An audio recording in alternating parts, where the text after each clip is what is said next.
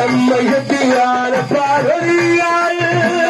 சக்தியான பார்வதியாள் பகவான் முன்னாலே ஆடுகிறாள் பகவான் முன்னாலே ஆடுகிறாள் சத்திய விளையாடும் காலையிலே அந்த சந்தனம் காலம் பகவான் தாள் ஆனது கலங்கள் கொட்ட நேரம் அணிந்திருந்த மதிக்கிற விளம்பதுல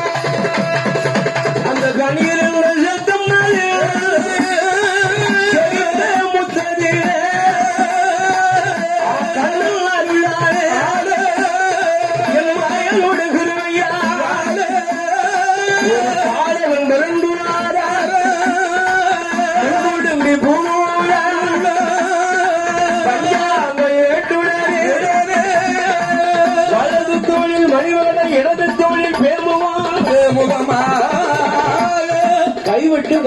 கருவியோடு அந்த கண்ணனுடைய மாயனுடைய அருளால் பிறந்த மகனை கண்டப்பா ஏ பழகா மகனே கன்னிமார்களுடைய அருளால் காலில் இருந்த அழகாக அந்த மண்ணில் போல் சத்தத்தோடு வந்து முத்துக்கள் சத்தனி அழகாக பிறந்தாய் அல்லவா மணிமந்திர பாறையை பிறந்ததனால் நீ கைப்புத்திற்கு பிள்ளையாக விளங்குவதனால் கண்ணீர் என்று சத்தத்தோடு பிறந்த ஒரு காரணத்தினாலும் தெய்வ கணிதன் என்று பெயர் கொடுத்தார் தெய்வ கணியார் என்ற பெயர் கொடுத்து கணிதன் என்று பெயர் கொடுத்து சுவாமி அடியேன் பிறந்த ஒரு காரணம் என்ன ஒவ்வொரு தரப்புக்கும் ஒரு காரணம் என்னை பிறகு செய்து நோக்க வேண்டும் அல்லவா வேண்டும் வேண்டும் அதனுடைய காரணம் வேண்டும் அல்லவா வேண்டும் அல்லவா அப்பா மகனே ஏ மகனே தெய்வக்கணியா கணிதா ஆண்டவன் சிவபெருமான் பிரம்மபக்தி தோஷத்தினால் இந்த உடலிலே பிரம்மகத்தி தோஷம் ஆட்கொண்டிருக்கிறார் அவருடைய பிரம்மகத்தி தோஷத்தை நீக்கணும் என்றால் நீதான் அந்த தோஷத்தை நீக்க வேண்டும் என்ன சுவாமி செய்ய வேண்டும் என்ன செய்யணும் அப்போதான்